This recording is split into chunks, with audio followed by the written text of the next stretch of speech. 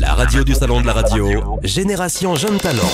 On va maintenant passer à la catégorie des journalistes. David, avec Angèle qui est à tes côtés. Ouais, une jeune journaliste qui vient de nous rejoindre, ex-Nova, ex-WFM. Alors, oui. Je le dis, elle recherche du travail en ce moment. Donc, je pense qu'elle est au bon endroit sur la radio du salon de la radio. Et puis surtout, pour ce concours des jeunes talents de la radio et de la télé. Angèle Châtelier, en quoi Spotify empêche l'accroissement des web radios à travers la notion de choix? Et tout de suite, on retrouve la chronique d'Angèle Châtelier. Bonjour. Bonjour David, bonjour à tous. Alors dites-moi, lorsque vous êtes sur Internet et que vous souhaitez écouter de la musique, vous êtes plutôt amateur de Spotify ou de web radio? Alors plutôt web radio que Spotify pour ma part. Et du coup la question que je vous pose c'est, est-ce que vous pensez être libre de pouvoir écouter ce que vous voulez sur ces deux plateformes? Globalement ça va. Parce qu'on le sait, il y a énormément de personnes qui comme vous écoutent des web radios lorsqu'ils sont sur le net, mais Spotify cumule aujourd'hui près de 40 millions d'utilisateurs. Et puis pour info, c'est près de 4 milliards de playlists qui ont été réalisées l'année dernière. Donc c'est une entreprise qui est véritablement actrice de l'industrie musicale d'aujourd'hui. Mais sinon il y a aussi Logidé, c'est une entreprise qui elle chiffre les audiences des web radios. Ils en dénotent l'existence de près de 7000. Et encore, il y a aussi toutes les web radios amateurs, donc c'est limite presque pas chiffrable. Donc en effet, moi la question que je me pose, c'est de savoir si est-ce que Spotify n'empêcherait pas l'accroissement de ces web radios? Parce que c'est vrai, on est sur Spotify, on choisit un titre qu'on a envie d'écouter, alors que sur les web radios, on subit un certain flux musical qu'on ne choisit pas pour le coup. Mais David, est-ce que vous pensez être vraiment libre de pouvoir écouter ce que vous voulez sur Spotify? Ah mais moi j'aime bien me faire guider à la baguette, donc ça me dérange pas les web radios. Non, parce que vous en oublierez presque, il y a un algorithme sur Spotify qui en fait vous propose des titres par rapport à ce que vous aurez déjà écouté et donc déjà aimé. C'est donc un petit peu difficile d'être surpris, alors que normalement derrière les web radios il y a un programmateur qui est soucieux d'une certaine cohérence dans son flux musical, c'est vrai. Donc au final, moi je vous demande, vous tenderiez plutôt faire quoi? Parce qu'au final, est-ce qu'on n'aurait pas le choix nulle part? J'ai pas la réponse.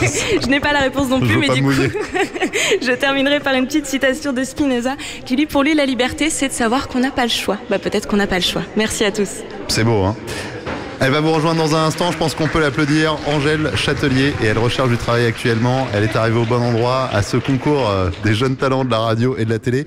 2015, la finale ce soir. Rémi, elle arrive? Oui. Elle court? Oui, Angèle Châtelier qui va nous rejoindre. Et Angèle, donc, vous l'avez bien compris, qui cherche évidemment du travail, donc qu'elle soit lauréate ou pas. C'est important de l'avoir écoutée pour la juger. Et peut-être grâce justement aux jeunes talents de la radio, trouvera-t-elle un emploi? Je vous demande de l'applaudir. Elle vient de nous rejoindre, Angèle Châtelier. Viens Angèle. Voilà, je vais te tendre le micro et nous allons donc écouter les questions du jury. Le micro est tendu pour... Qui veut poser une question? Alors a priori, Jean-Marc Donjon de Belle RTL. Jean-Marc. Oui, bonjour. Ça fait moins d'un an, c'est ça, que tu es journaliste? Alors je me prétends pas être journaliste. Voilà, je postule à la catégorie journaliste parce que c'est un métier qui me passionne et qui m'attire. Mais donc ça fait un an, j'ai fait un stage de 6 mois à WFM et un de 5 mois à Nova. Et avant, j'étais en service civique dans une radio locale en Normandie. Donc voilà, c'est d'actualité, mais j'ai fait un service civique là-bas pendant un an. Mais donc en fait, là, j'étais journaliste, éditorialiste, réalisatrice de tout, d'une émission quotidienne d'une demi-heure tous les jours, tous les midis. Voilà. Le souhait, c'est de devenir journaliste, donc? Oui, tout à fait. Mais plutôt culturel, pour le coup. D'accord, pas spécialement musique? Pas spécialement musique, c'est là où j'ai le plus de connaissances, parce que c'est là-dessus que je me suis spécialisée personnellement. Mais je suis passionnée, donc voilà, plutôt culturel en règle générale. Merci. Très bien, une deuxième question? Qui veut poser une deuxième question à Angèle?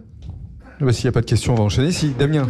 Damien Foucault ou Isabelle Laillé? Alors Isabelle d'abord. Oui, bonsoir. Qu'est-ce qui t'a donné envie de faire de la radio? Alors c'est vraiment pour le coup ce service civique-là, où je savais que je voulais être journaliste. Je savais pas trop, j'avais 18 ans à l'époque, donc je savais pas trop vers quoi aller. Et là, ça a été vraiment hyper formateur. On m'a lancé dans le grand bain. Et moi, je suis aussi chanteuse de base, donc le micro, ça me connaît un petit peu. Enfin, j'ai pu faire quelques scènes avant aussi. Du coup, ça a été une révélation. Et c'est parce que c'est un média que je trouve vraiment hyper intimiste, qui pour le coup m'attire vraiment beaucoup. Très bien, une dernière question. Puis après la radio, il y aura la télé ou on reste en radio? J'espère, j'aimerais bien essayer. Pour être tout à fait honnête, oui. Voilà, donc on peut l'applaudir. Angèle Châtelier.